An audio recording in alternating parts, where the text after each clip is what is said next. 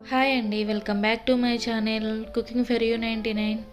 ఈరోజు వీడియోలో రెస్టారెంట్ స్టైల్లో వెజ్ పులావ్ను ఎలా చేసుకోవాలో ఈ వీడియోలో చూపిస్తాను.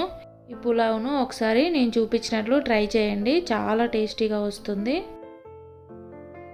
ఇప్పుడు ఒక కుక్కర్ తీసుకొని అందులో ఒక 3 టేబుల్ స్పూన్ వరకు ఆయిల్ వేసుకోవాలి.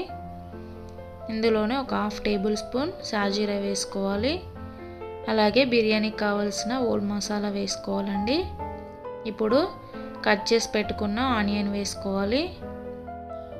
వీటిని కొంచెం లైట్గా ఫ్రై చేసుకోవాలి. ఇందులోనే కట్ చేసి పెట్టుకున్న గ్రీన్ చిల్లీ వేసుకోవాలి. వీటిని ఒక 1 మినిట్ ఫ్రై చేసుకున్న తర్వాత కట్ చేసి పెట్టుకున్న క్యారెట్ని వేసుకోవాలి. అలాగే ఫ్రెంచ్ బీన్స్ను కూడా వేసేసుకోవాలి. అలాగే క్యాప్సికమ్ వేసుకోవాలి. మీకు నచ్చిన వెజిటేబుల్స్ని వేసుకోండి. ఇప్పుడు ఒకసారి అన్నీ కలిసేలాగా మిక్స్ చేసుకోవాలి. ఒకసారి ఇలా మిక్స్ చేసుకున్న తర్వాత 2 టేబుల్ స్పూన్ వరకు జీడిపప్పు వేసుకోండి. అలాగే సాల్ట్ మీ టేస్ట్కి సరిపడా వేసుకొని ఒకసారి అంతా కలిసేలాగా మిక్స్ చేసుకోవాలి. ఇలా మిక్స్ చేసుకున్న తర్వాత మూత పెట్టేసి ఒక 3 to 4 మినిట్స్ వరకు కుక్ చేసుకోవాలి. చూడండి, ఇలా ఒక 80% వరకు కుక్ అయిన తర్వాత 1 tablespoon ginger garlic paste వేసుకోవాలి. అలాగే ఒక 1/2 కప్పు వరకు గ్రీన్ పీస్ వేసుకోవాలి. ఇలా వేసుకున్న తర్వాత ఒకసారి మిక్స్ చేసుకోవాలి.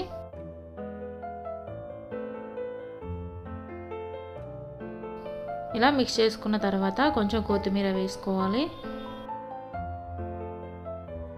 అలాగే 1 table spoon red chilli powder వేసుకోవాలి. 1/2 టేబుల్ స్పూన్ వరకు గరం మసాలా వేసుకొని ఒకసారి మిక్స్ చేసుకోవాలి. ఇలా ఒక 1 మినిట్ ఫ్రై చేసుకున్న తర్వాత 1 అవర్ పాటు సోక్ చేసి పెట్టుకున్న రైస్ని వేసుకోవాలి. ఇలా వేసుకున్న తర్వాత ఒకసారి అంతా కలిసేలాగా మిక్స్ చేసుకోవాలి. మిక్స్ చేసుకున్న తర్వాత రైస్ను ఒక 2 మినిట్స్ పాటు ఫ్రై చేసుకోవాలి. రైస్ని ఒక 2 మినిట్స్ ఫ్రై చేసుకున్న తర్వాత 2 కప్స్ రైస్కి 3 కప్స్ వరకు వాటర్ వేసుకోవాలి. అదే నార్మల్గా అయితే 2 కప్స్ రైస్కి 4 కప్స్ వరకు వాటర్ వేసుకోవాలి.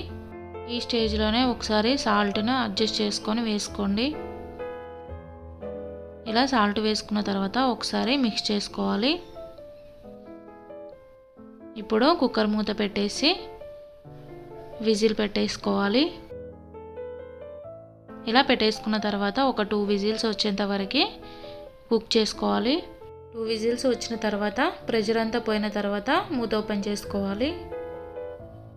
చూడండి, వెజ్ పులావ్ చాలా పొడి పొడిగా టేస్టీగా రెడీ అయిపోయిందండి. అంతే అండి, సింపుల్గా టేస్టీ వెజ్ పులావ్ రెడీ.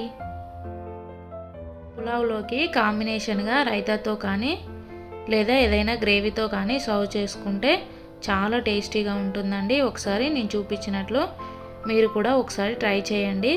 అంతే అండి, ఈ రెసిపీ కనుక మీకు నచ్చినట్లయితే ప్లీజ్ లైక్ చేయండి, షేర్ చేయండి అండ్ సబ్స్క్రైబ్ చేసుకోండి.